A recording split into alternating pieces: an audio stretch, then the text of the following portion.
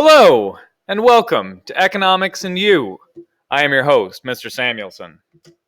Last time we were together, we looked at sources of loans and credit, and particularly where to look for that credit and how to know that you're getting a good deal. Today, we're going to look at applying for credit and what you need to do to make sure that you secure that loan. First thing we need to talk about is your credit rating.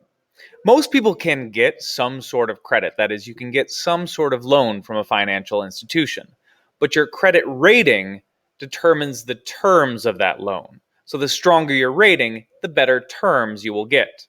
Now, when you apply for that loan, a credit bureau is going to run a credit check on you.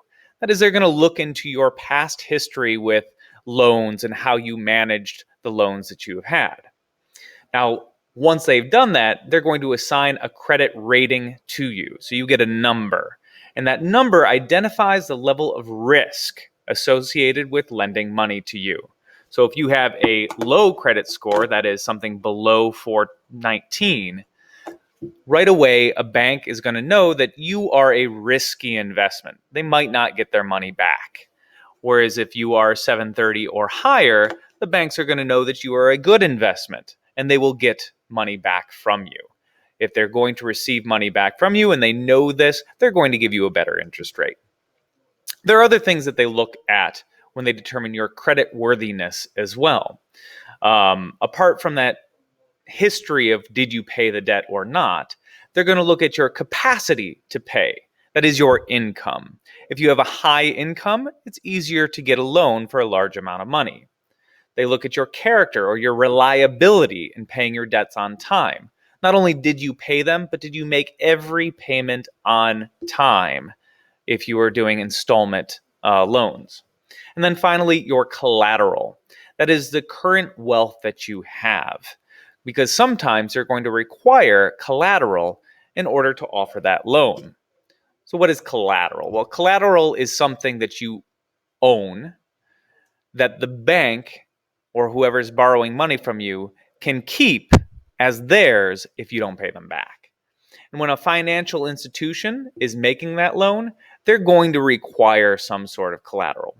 Now, sometimes, as in the case of when you buy a home, the home itself is your collateral. So you purchase the home, you put some money down so the bank knows that even in the worst case scenario, you're not going to run away with a whole bunch of their money. And then you get the money to then purchase the house. Sometimes it's something that the borrower already owns. So if you go to a bank and you need a loan for, I don't know, you want to buy a new car or a motorcycle, they might ask for collateral in something that you already own, such as maybe you put your house up so that you can afford that car. Maybe you put up another car as collateral. And that way they know if you don't pay that debt, they can take away your collateral. Car loans don't usually work that way. Usually the car itself is your collateral. But it could be arranged that way through certain financial institutions. Now, this type of loan is called a secured loan because the one who is loaning you the money, your creditor, knows that they have some security. Even if you can't pay the debt, they're in an okay position because they get the collateral. An unsecured loan has no collateral, but usually has a much higher rate of interest. Secured loans have that lower interest rate, which you want.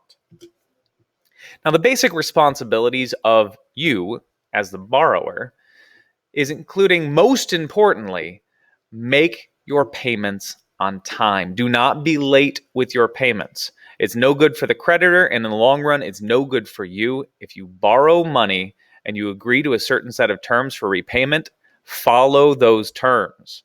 Now, missing payments may cause the creditor to collect payment or the collateral. Sometimes there's a fine associated with missing a payment.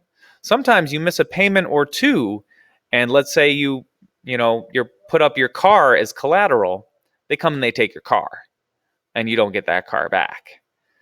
So make your payments on time.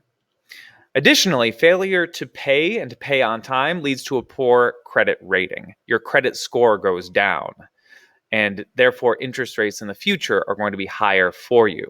that is, the financial institutions and the credit bureaus, are going to see you as a riskier loan.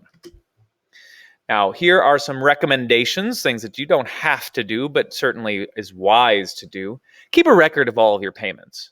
Every time you pay toward your debts, make sure that you note that somehow. That way, if anybody ever comes back at you and says you missed a payment in January, you can say, oh no, I made that payment. I made that payment on January 4th. And then you can go into your bank records for January 4th and see that that payment was there. Another responsibility is when you have many debts, that is, you've borrowed a lot of money from a lot of different sources. You've got a car loan, a house loan, a credit card debt, and your student loans. You want to make sure that you make the minimum payments on all of those.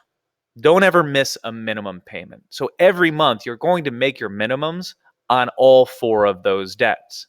However, whichever one has the highest interest rate, let's say it's your credit card, that's the one that you want to pay off first. That's the one that you're getting penalized the most for having. So pay off your highest interest rates first, but also make sure that you're paying off the minimums on all of your debts because you don't want your credit score to be hurt. Next time, we're going to look at how the government acts to protect the interests of borrowers. They have several things in place to do that, and we're going to take a look at some of the laws that protect you as a borrower.